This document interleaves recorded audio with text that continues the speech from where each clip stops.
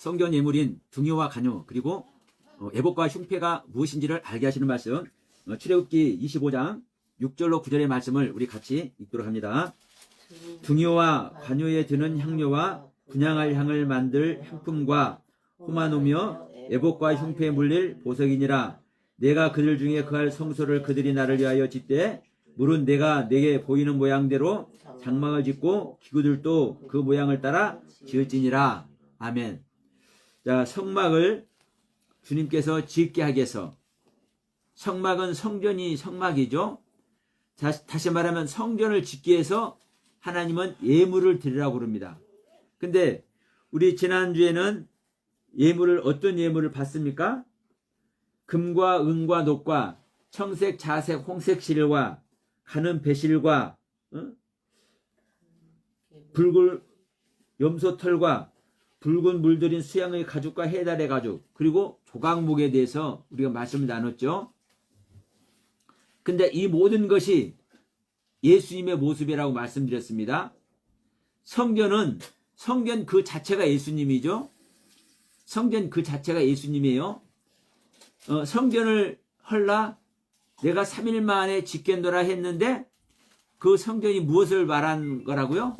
예수님의 육체를 말하는 거라고요. 예수님의 육체. 그러면 여러분, 예수님의 육체는 보이는 겉모습의 육체 모습일까요? 아닙니다. 예수님의 속마음, 속성, 예수님의 생명 전체를 다 소유하고 있는 것이 육체예요. 육체. 그러니까 지금 이 성소를 짓기 위해서, 성막을 짓기 위해서 드리라는 이 예물의 내용들이 예수님의 생명의 내용입니다. 금도 예수님, 은도 예수님, 놋도 예수님, 청색, 자색, 홍색 실도 예수님, 가는 배실도 예수님, 염소털도 예수님, 붉은 물들인 수양의 가죽도 예수님, 해달의 가죽도 예수님. 그러니까 해달의 가죽은 시커머니 볼품도 없는데 최고로 질긴 가죽이에요. 자, 웬만한 것들은 이 강한 햇빛에 다 이렇게 사그라집니다. 사그라져요. 그런데 이 해달의 가죽은 그 강한 햇빛에 사그라지지 않는, 녹지 않는, 상하지 않는 하나님과 우리 인간의 세계를, 세상의 풍파를 완벽하게 차단해주는 하나님이요. 예수님이요. 그 예수님이 우리 인간과 하나님을 중보하고 있고, 경계하고 있고, 또 막아주고 있는 줄 믿습니다. 보호자가 되어주시고 계시고. 그러니까 이 해달의 가죽의 모습으로 피 흘려서 우리들의 대속을 이루시는 그 주님. 그래서 놋의 모양으로 우리를 또 심판주로 오셔서 우리를 심판해 주시는 주님. 여러분, 우리를 심판해 주실 때 어떤 것을 아는 거요? 우리가 죄인인 걸 아는 거예요. 우리가 하나님과 죄로 말미암아, 어떤 죄로 말미암아? 여러분, 죄는 우리가 일반적으로 알기 쉽게는 나쁜 짓하고 세상에서 악한 짓 하는 것이 죄라고 생각되지만, 성경에서 말하는 죄는 하나님을 모르는 게 죄고, 하나님과 분리되어 있는 게 죄고, 하나님과 떨어져 있는 게 죄입니다. 그러니까 하나님과 떨어져서 하나님과 분리되어서 하나님을 모르는 상태에 있기 때문에 나쁜 짓을 할 수밖에 없고 악한 짓을 할 수밖에 없는 거예요. 그러니까 이 세상에서 나쁜 짓하고 악한 짓을 하는 것이 죄 맞아요. 근데 그 죄는 사실은 하나님 앞에 다 용서를 받는 죄야. 왜? 아니, 어린아이 행동할 수밖에 없잖아요. 어린아이는, 갓난쟁이는 엄마 얼굴에다 오줌을 쌀 수밖에 없어. 엄마 아빠 손에 똥을 묻혀줄 수밖에 없어. 그런데 다 큰 자녀가 그러면 돼요, 안 돼요? 그렇죠. 어린 자녀는 나쁜 짓을 하는 것 같지만, 악한 짓을 하는 것 같지만 못된 짓을 하는 것 같지만 그 자체가 귀여운 거예요. 살아있는 증명이니까. 나쁜 짓을 해도, 철 모르는 짓을 해도. 그러나 여러분, 이제 육신의 모습이 장성하면 그 장성한 모습대로 또 이성적인 존재가 돼야 되죠. 그러니까 우리는 이성적인 존재가 되어 있는 것 같지만 영적으로는 전혀 이성적인 존재가 아니라 어린아이, 갓난쟁이만 또 못한 모습인 거예요. 그러니까 우리가 이렇게 영적인 상태에서 갓난쟁이도 못한 모습으로 죄 짓는 이 세상 죄, 악하고 나쁜 이 죄성은 하나님께 다 용서받는 거예요. 악이니까. 그러나 하나님을 모르고 하나님을 떨어지고 하나님을 잘못 말하는 것들은 용서가 안 되는 거예요. 그래서 예수님이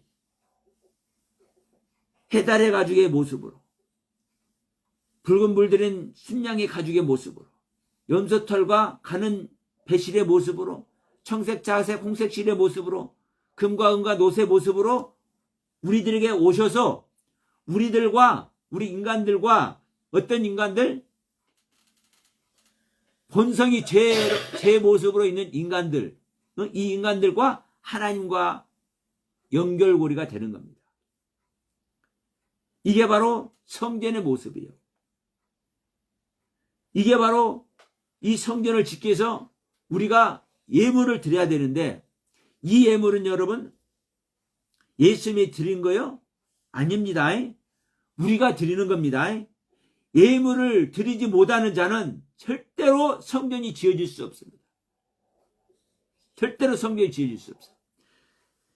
우리가 말씀을 나누다 보면 우리 인간이 뭘 할 수가 있느냐, 뭘 알 수가 있느냐, 뭘 깨달을 수 있느냐, 우리가 하나님을 향해서 무슨 일을 하고 무엇을 드릴 수 있느냐, 우리는 아무것도 할 수 없다, 이런 말을 하지만, 여러분 이런 말을 하지만 여러분 명심하세요. 이런 말 하는 자체는요 변명밖에 안 되는 겁니다. 사실은 우리가 아무것도 할 수 없는 건 알아요. 그러나 아무것도 할 수 없지만 하나님은요 성전을 짓기 위해서 예물 드리라고 분명히 말씀했고, 이 예물의 속성이, 이 예물의 경륜의 그 가르침이, 이 예물에 나타나 있는 하나님의 뜻의 섭리가 우리 믿는 자 안에 있지 않으면 우리 안에 하나님의 성전이 안 지어지는 거예요. 우리 안에 주님께서 절대로 오지 않는 거예요. 무조건 주님 오시옵소서, 성령님 오시옵소서. 어느 교회 가면 그죠? 주여 오시옵소서, 성령님 오시옵소서, 이렇게 기도해요. 그러면 여러분 성령님 오시옵소서, 주님 오시옵소서 이렇게 기도한다고 오는 게 아니에요.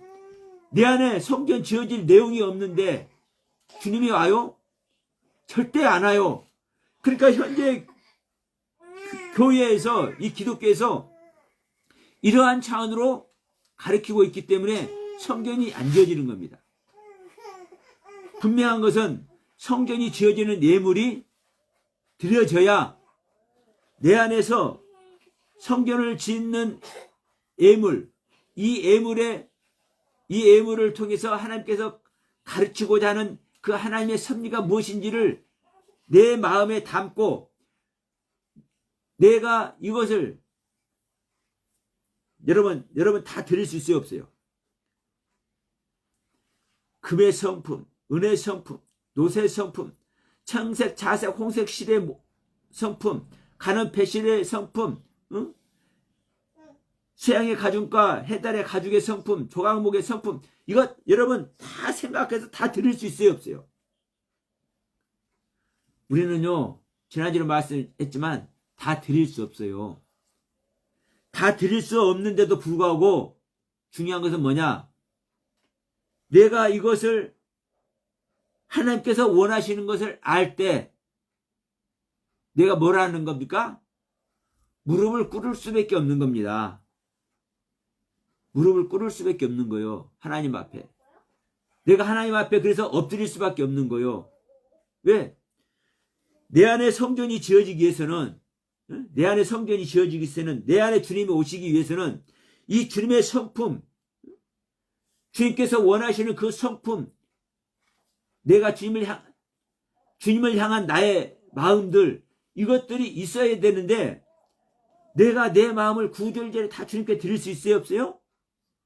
없잖아요. 그래서 한마디로 나는 주님을 바라나이다, 이렇게밖에 못하잖아요. 그래서 우리는 엎드릴 수밖에 없고, 그래서 우리는 무릎을 꿇을 수밖에 없는 거예요. 근데 중요한 것은 뭐다? 무릎 꿇는 그 자체가, 엎드리는 그 자체가, 그게 복이에요, 복. 복. 복이라는 단어가 엎드리다 무릎 꿇다라니까. 하나님 앞에 엎드리지 않는 자는, 하나님께 무릎 꿇지 않는 자는, 그런데 이 무릎 꿇고 엎드리는 모습이 하나님을 찬양하는 모습이고, 또 두려움을 가지고 하나님을 경외하는 모습이고, 내 마음을 구절절히 하나님께 드리는 모습이고, 내 모습이 내 마음을 내 나름대로 단장히 하나님께 드리고 있기 때문에, 사실은 우리가 예배를, 지금 예배 시간이잖아요. 이 예배로 나왔기 때문에 그래도 나름대로 단장하고 나왔지 않습니까? 머리도 한번 만지기라도 하고, 옷이라도 한번, 옷매무새라도 한번 만지기라도 하고, 그래도 깨끗한 모습으로 이렇게 나오려고 이렇게 마음을 하고 나왔잖아요. 그럼 이것이 단장된 모습 아닙니까? 이게, 그런데 엎드리고 무릎 꿇는 거잖아요, 우리가 예배 드릴 때. 근데 이 모습이 아주 비천한 모습인 거예요. 비천한 모습. 아주 천하고 낮은 모습. 나의 모습이. 그러니까 나는 이렇게 뭐를 해야 되는데, 예물을 드려야 되는데, 예물의 속성대로 내 마음을 하나님께 드려야 되는데, 내 마음이 더럽고 추하고, 내 마음이 내가 생각해도 싫을 정도로 탐심에, 욕심에, 혈기에, 이런 내 성품에 있는 것을 생각할 때 하나님 앞에 너무 죄송하기 때문에, 내가 비록 내 마음가짐을 다지고 온매무새라도 여미고 이렇게 단정한 모습으로 나왔음에도 불구하고, 주님, 내가 비천한 존재입니다. 아주 천하고 낮은 존재입니다. 이 고백을 하는 모습이 엎드린 모습이라고. 이럴 때 우리 주님께서 받으시는 거예요. 내가 진정한 금의 성품을 내가 주님께 드려서 받고, 은혜 성품을 주님께 드려서 받고, 청색, 사색, 홍색, 실의 성품을 드려서 받는 것이 아니라. 자, 오늘 말씀은 뭡니까? 등유와 간유와 향품, 그리고 애복과 흉패입니다. 그러면, 자, 등유는 뭐냐? 이 6절에서 이렇게 말씀하죠. 등유와 관유에 드는 향료와 분향할 향을 만들 향품과. 그러면 등유가 있고 관유가 있어요. 등유는 뭐냐면요, 촛불을 켜는 기름입니다. 불을 켜는 기름. 그러니까, 자, 한마디로 말하면 불을 켜는 자체도, 불이 세상을 밝게 하죠. 자, 성소에서 불을 켜는, 그 등잔에 불을 켜면은 오직 뭐만 불을 켜는 거예요? 등잔에만 불을 켜지요. 빛은 오직 등잔에만 빛이 있잖아요. 그러면 이게 하나님의 빛인 거예요. 즉, 하나님만 모든 것을 밝혀 비춰주시는 거예요. 그러니까 이 하나님의 임재를 말하는 거예요. 어떤 기름이든지 하나님의 임재를 말해. 근데 특히 이 등유는 빛을 밝히는 기름이에요. 그런데 이 관유는 뭐냐? 관유는 구별돼요. 거룩한 기름이요. 그래서 기름 부을 때 제사장들에게 왕에게 기름 부음을 할 때 이 관유로 기름을 부은 거예요. 뒤에 가서 이제 등유를 어떻게 만드는지 이제 다 나옵니다. 오늘은 이제 이 예물이 뭔지 그 대략적인 것만 이제 말씀드리는 거예요. 그러니까 자, 이 등유는 불을 켜는데 등유 그러니까 주유소에 가면 등유가 팔죠. 경유 말고 등유, 그 등유 말하는 게 아니에요. 오를 등자 하나님이 임재하심이 촛불에 오른다는 뜻이에요. 그러니까 하나님이 아무것도 없는 곳에 올려져서 빛을 내는 그 기름이라는 뜻이에요. 등유가. 그 관유는 우리가 이 관직에 있다고 그러잖아요. 관직에 있다고. 그러니까 이 높은 사람들, 높은 직책을 부여할 때 제사장이나 이 왕이나 하나님의 일을 하는 그 높은 직책을 부여할 때 하나님의 기름, 거룩한 기름을 그 머리에 이렇게 바르잖아요. 그리고 성소에도 진설상이나 이런 모든 기구에, 성전에 쓰는 모든 기구에 이 등유를 발라요. 등유를 왜 바르냐? 일부는 녹시 안 난다고 할 수도 있지만 거룩한 이 등유, 관유는 거룩한 의미라니까요. 거룩한 하나님의 임재. 그러니까 모든 기구는 하나님의 임재라는 거예요. 하나님의 일하심이라는 거예요. 우리가 쓰는 기구가 아니라 하나님의 기구라는 거예요. 거룩한 기구. 이런 집게 하나라도 불똥 치우는 집게 하나라도 이것이 그냥 가볍게 쓰는 그냥 이런 기구가 아니라 하나님의 일하시는 하나님의 임재를 뜻하는 거예요. 그래서 관유를 모든 성소에 쓰는 모든 기구에 이 관유를 발라요. 이 뒤에 가서 또 다시 이렇게 설명되기 때문에 대략적인 것만 말씀을 드립니다. 그러니까 이 등유와 관유, 근데 등유는 대부분 이제 그 감람유, 올리브유를 써요. 이제 뒤에 가서 이제 만드는 방법이 나옵니다.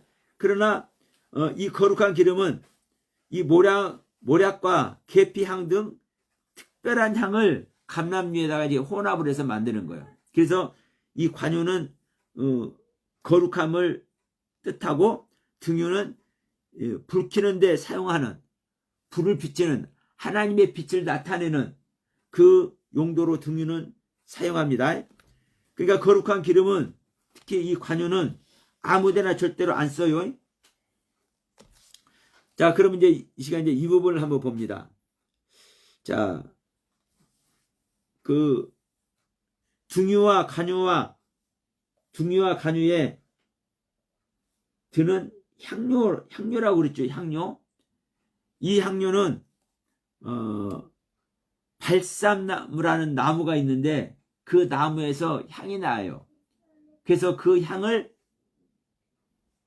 첨가하는 거예요. 자, 기름은 사실은 이 기름은 좋은 냄새가 나요, 안 나요? 좋은 냄새가 안 나요. 그러니까 그 향료를 따로 이렇게 기름에 이게 섞어서 그 기름 자체가 향이 나도록. 자, 하나님은 향기로운 존재여, 향기가 없는 좀 이상한 냄새를 풍기는 분이요. 하나님 자체가 향기인 줄 믿습니다. 그래서 우리는 그리스도의 향기를 바라라, 그리스도의 향기를 나타내라, 이제 이렇게 표현하죠. 내 안에 그리스도가 오면 그리스도의 향기를 우리는 나타내는 존재가 되어야 된다는 것을 말씀하는 거예요. 그래서 이 향료를 쓰는 거예요, 기름에. 그래서 자, 이 향품, 분향할 향을 만들 향품을 지금 말하고 있죠. 그러면 이 분향할 향품은 분향단에서 사용되는 거예요. 이것들도 이제 전부 다 이제 뒤에서 분향단이 된 기구들을 실제로 만들 때 이거 다 설명을 다시 자세하게 해요. 그러니까 자, 이 분향단은 떡상은 12가지 떡을 놓는 것이고 뒤에 가서 뒤에도 설명했지만 이 법궤는 이 증거판이나 만나 항아리를 담아 놓는 것이고 이 향단에서는 뭐를 하는 거요? 향을 피우죠.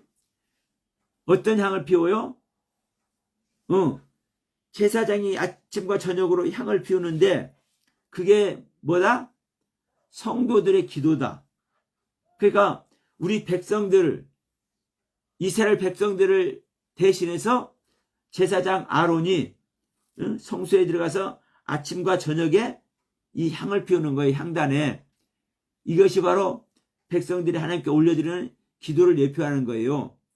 그래서 이런 부분들을 하나하나, 자, 이 향단의 그 향료는 왜 향료겠어요?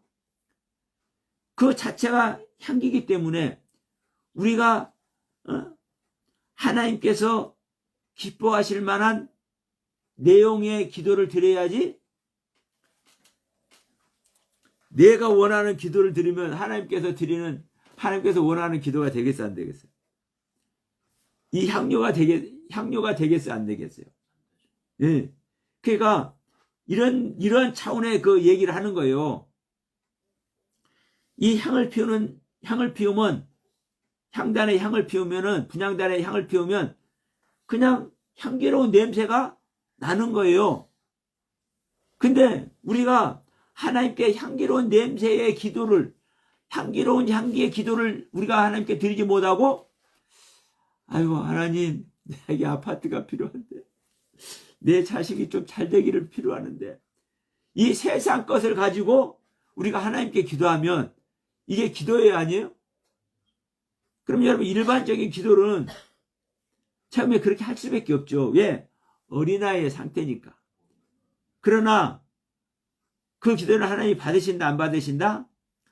안 받는 거예요. 하나님이 웃고는 있을 수 있어. 그 기도를 보면서 빙글에 웃고는 있을 수 있어. 어린아이의 기도니까. 자, 아까도 얘기했지만 우리 깐난장이 아이들이 설사를 해서 엄마 아빠 손에 응아한 것을 묻히고 어찌게 돼?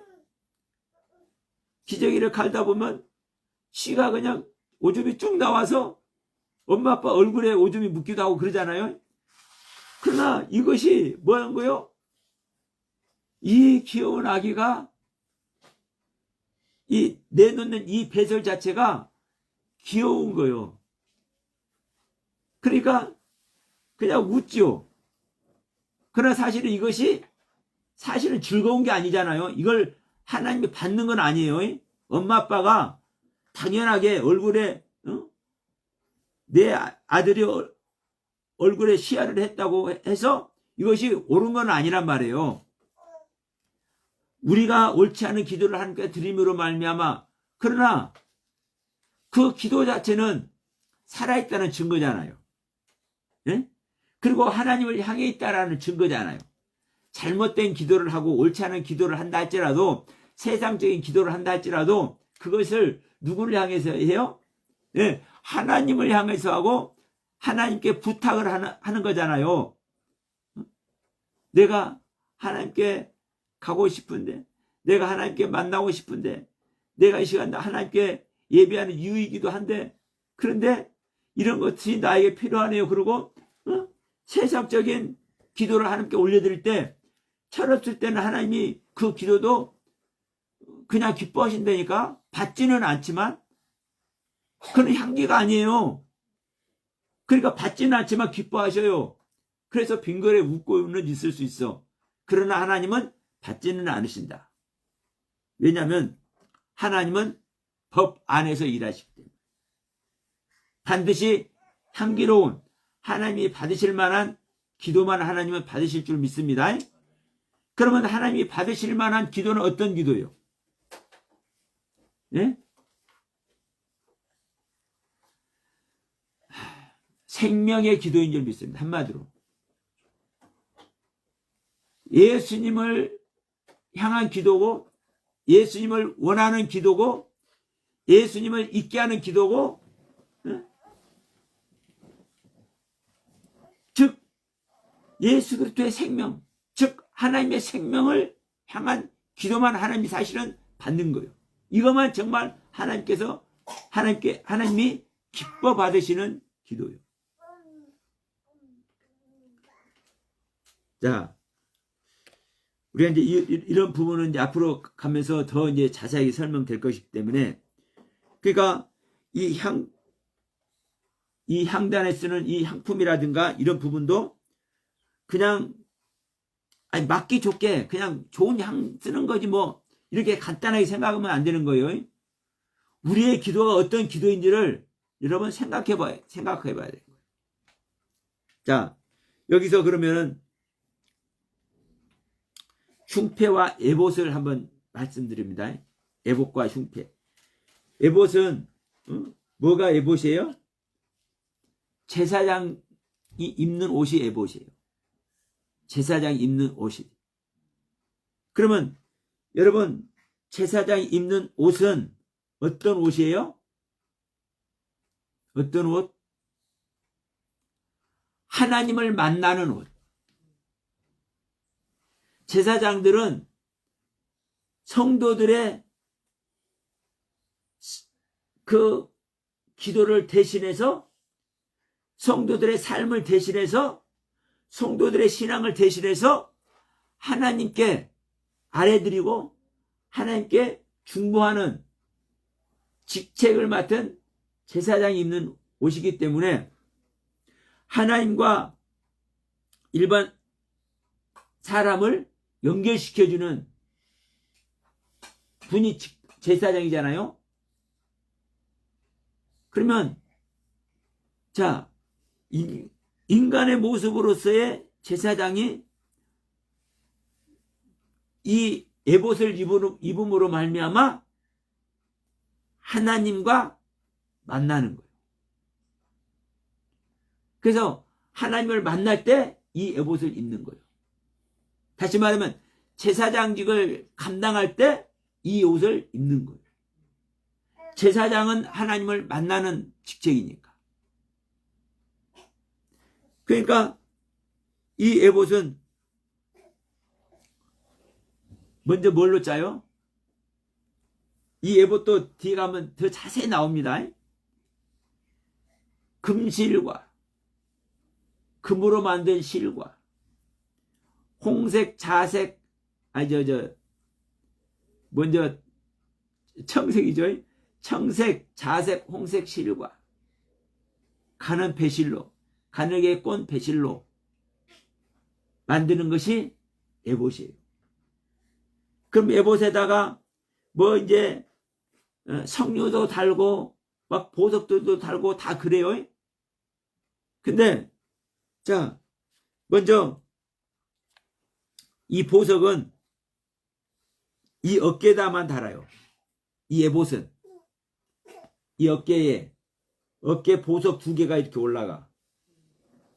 근데 이 보석은 어깨에 올라가는 에봇 어깨에 올라가는 이 보석은 이 호마노인데, 예, 이 호마노에 희귀하다라는 뜻을 가지고 있어요. 이 호마노는. 근데 이제 그 붉은 줄무늬, 이 얼룩 줄무늬가 이제 있기도 해요. 그러니까 이 호마노 보석에는 한쪽에 여섯 지파, 이스라엘의 아들은 누굽니까? 예?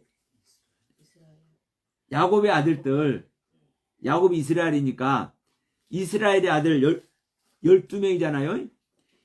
12명인데 한쪽에 6명씩 12아들의 이름을 적어. 그러니까 이 양 어깨에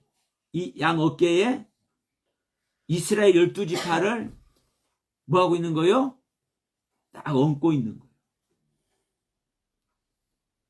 이스라엘 지파는 이스라엘 12지파는 이스라엘 사람 전체를 또 예표하죠.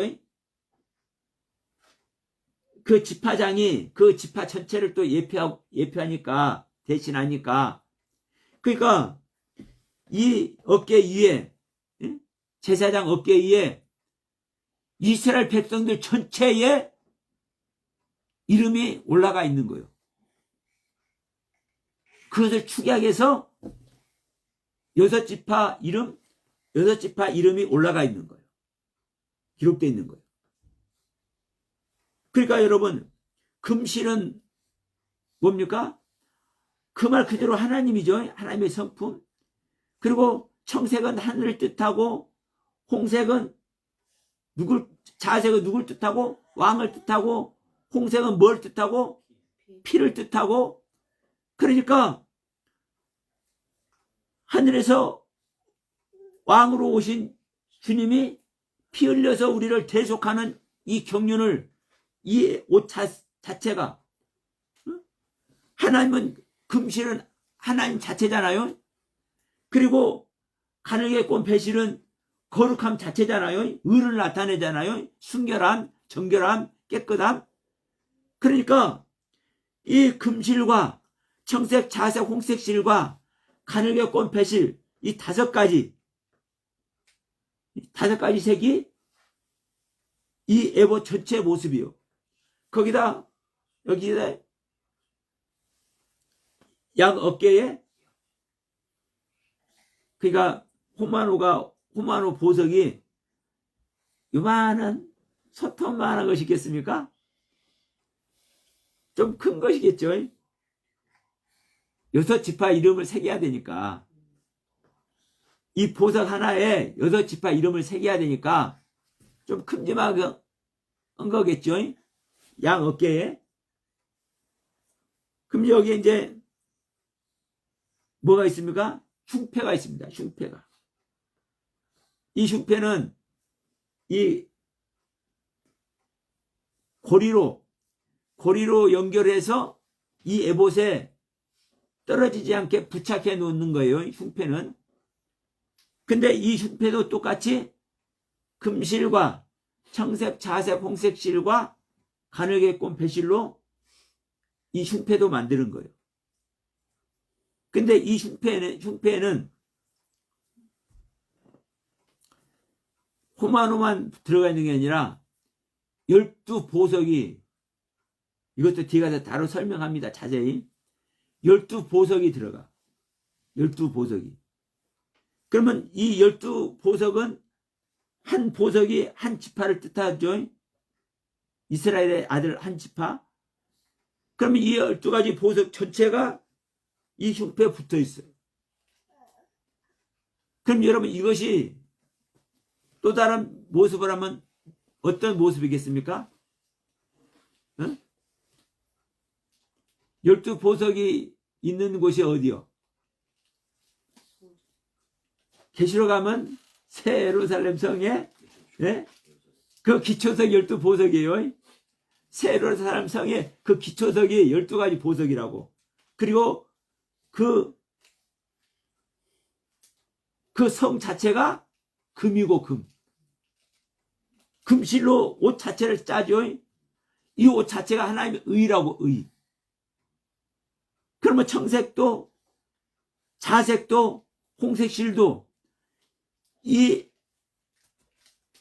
에봇 자체가 누구를 뜻하는 거요?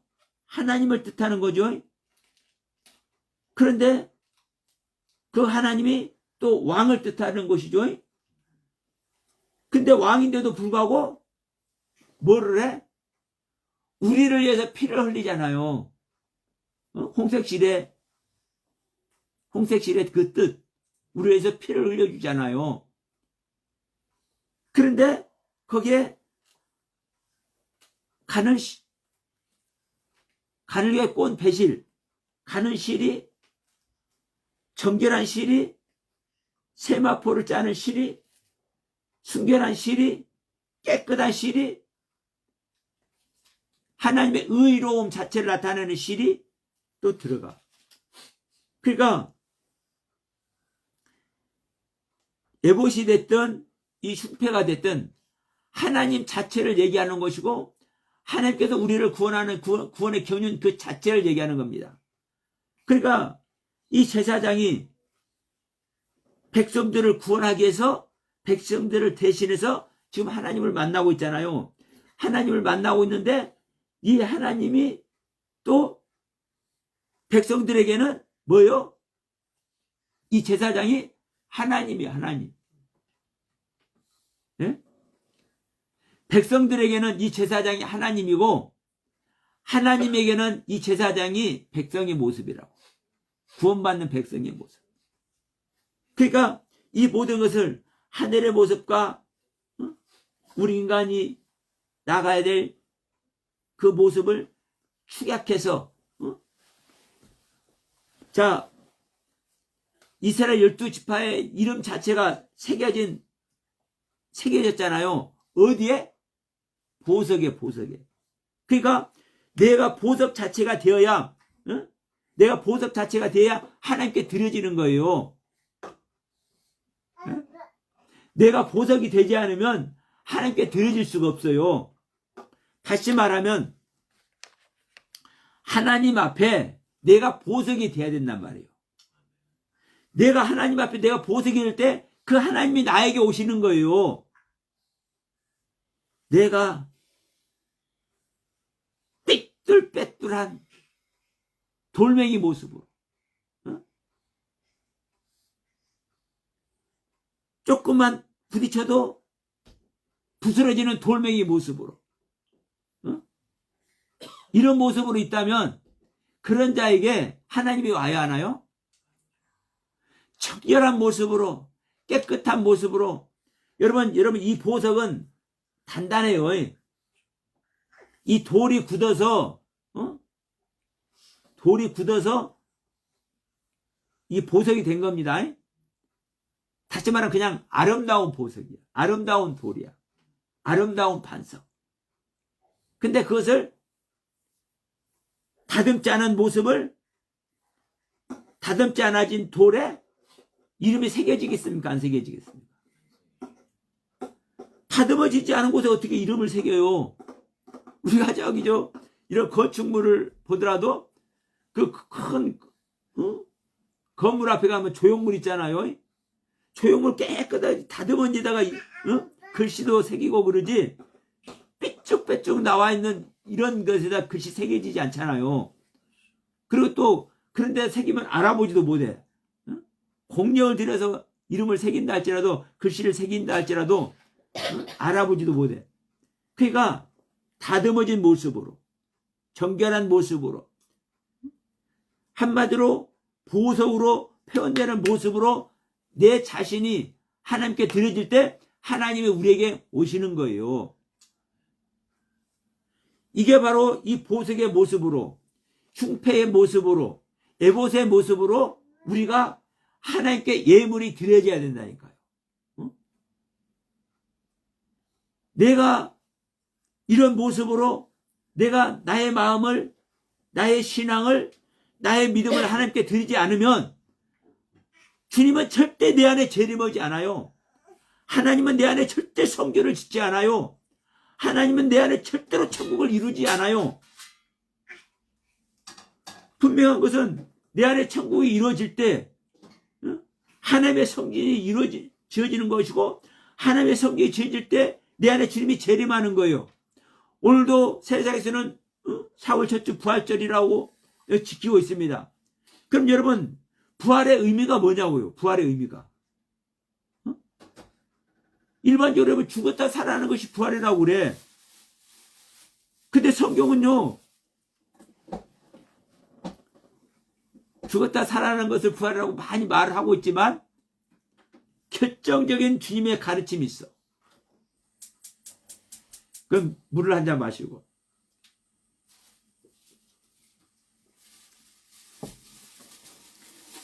부활에 대한 결정적인 주님의 가르침. 요한복음 11장 25절. 무릇 살아서 믿는 자는 영원히 죽지 않는다. 24절.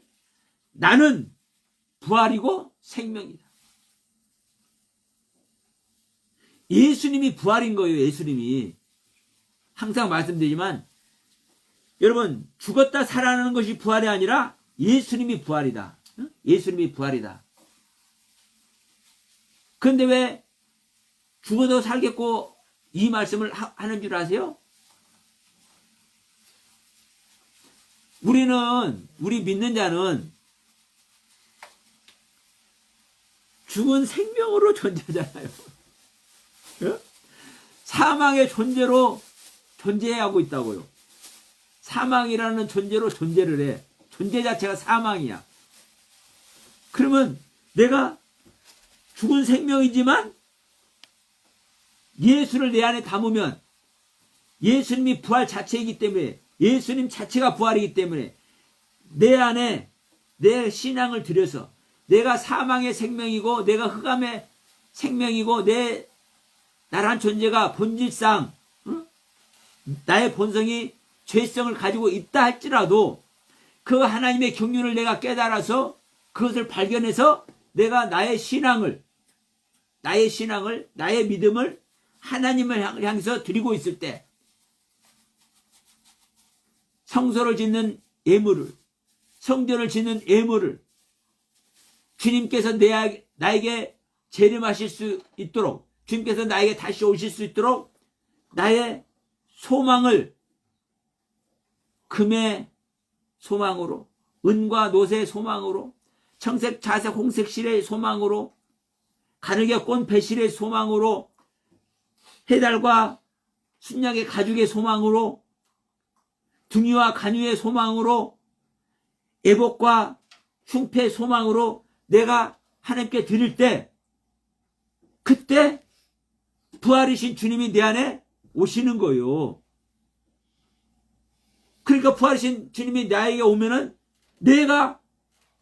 어떤 내가 사망인 내가, 어떤 내가 제 본성 자체인 내가, 흑암 자체인 내가 부활되는 거예요. 왜?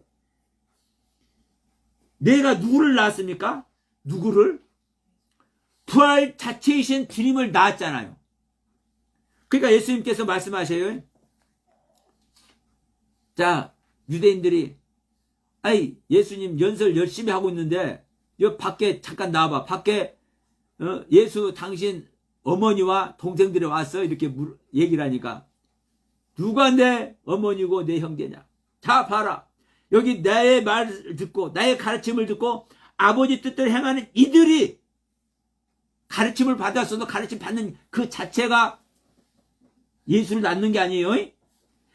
예수의 가르침을 받아서, 그 가르침을 받아서 아버지의 뜻대로 행하는 자들이 예수의 어머니고 예수의 형제라고 해요.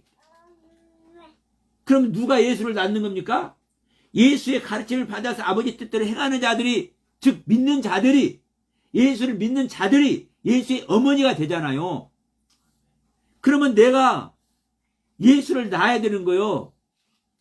어떤 예수? 부활생명 자체인 예수를 내가 낳는 거요. 그러면 내가 부활생명 자체인 예수를 낳았기 때문에 내가 부활이라고 성경은 말씀하는 거요. 그래서 나를 믿는 자는 죽어도 살겠고 죽은 생명이지만 살겠고 이렇게 표현하는 겁니다. 그래서 죽은 생명이 살아있잖아요. 내가 죽은 생명인데, 내가 사망의 생명인데, 내가 나의 믿음을 드림으로 말미암아 부활 자체이신 예수님이 내 안에 오셨어. 내 안에 탄생을 하셨어. 내 안에서 태초의 창조가 이루어졌어. 그러면 죽은 내가, 사망인 내가 부활 생명이 되는 거라고요. 원래 나는요 부활 생명 될 수 없습니다. 또 다른 말로 하면요 나는 그리스도가 될 수 없습니다. 다만 내가 뭐가 되는 거요? 그리스도인이 되는 거예요. 그리스도인. 내가 죽은 내가 부활되는 거예요. 그래서 죽은 자가 부활된다라는 말을 그래서 하는 거예요. 근데 기가 막힌 것은 여러분,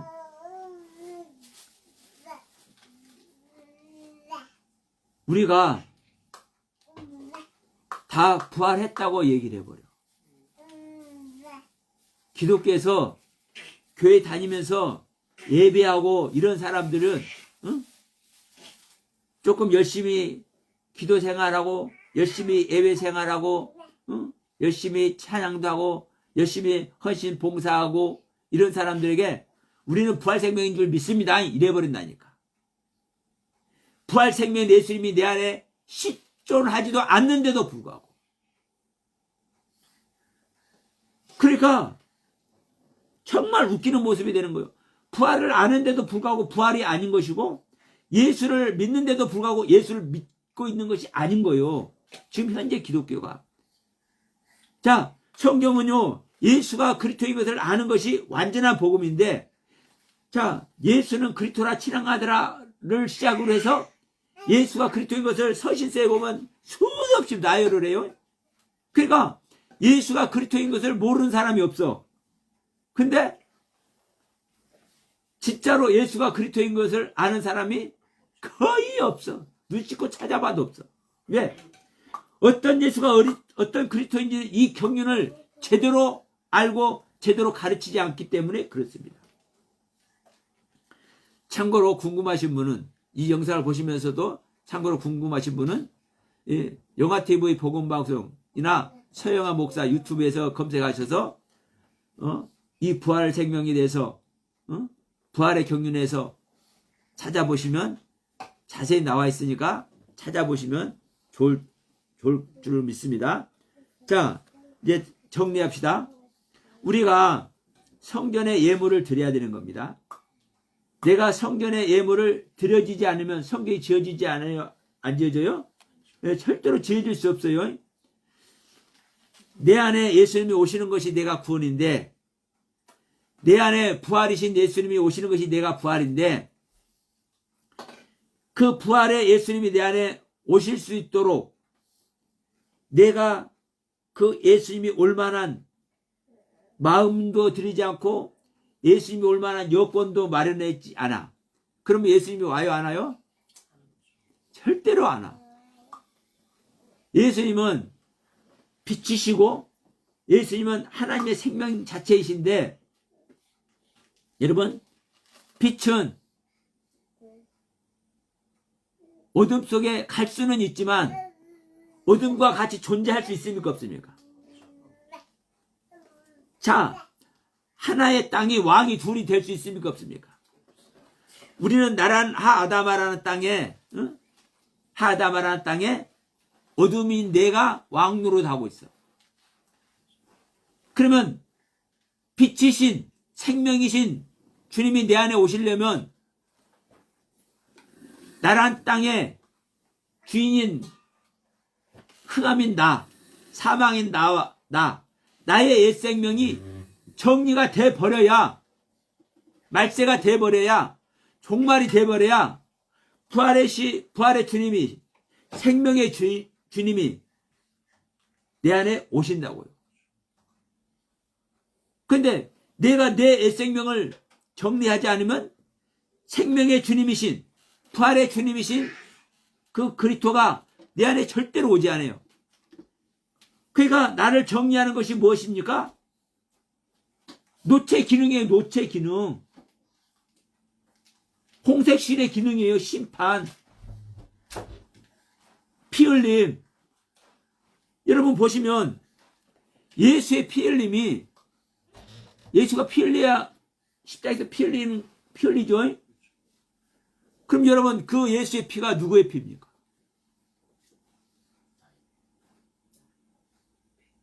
예, 나의 피예요. 나의 피.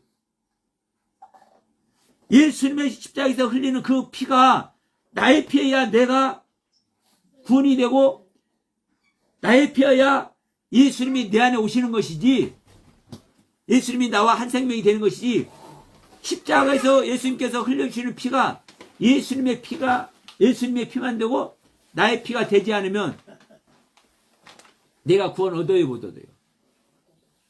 그러니까 예수님은 이 땅의 모든 사람의 죄를 담당하시려고 오셨는데 예수를 안 믿는 사람, 또 더 정확히 말하면 예수님께서 십자가에서 왜 죽으셨는지 그 뜻을 모르고 예수님께서 십자가에서 흘리신 그 피의 그 공로가 무엇을 의미하는지 그것을 모르면 그걸 모르는 자에게 주님이 와요, 안 와요? 그죠? 절대 안 오죠. 그러니까 여러분, 예수님께서 십자가에서 흘려주시는 그 피가 우리, 즉 나의 피라는 거예요. 이게 성소에서 흘리는 양의 피가, 짐승의 피가 곧 나의 피라는 것과 똑같은 거예요. 그래서 여러분, 오늘 이 부활절을 맞아서 우리가 내 안에 성전이 지어지는 이야기를 하면서, 성전이 지어지기 위해서는 내가 어떤 상태가 돼야 내 안에 성전이 지어진다? 네. 성전이 지어질 만한, 성전을 구성할 재료가, 성전을 구성할 재료가 내 안에 존재해야 성전이 지어지는 것이지, 내 안에 성전이 지어질 재료가 존재하지 않아. 그러면 내 안에 성전이 지어져야 안 지어져요? 절대로 안 지어지죠. 그래서 내 안에 성전을 짓기 위해서 하나님께서는 너희 백성들에게 예물을 바치라 명령해라고 얘기를 하는 겁니다.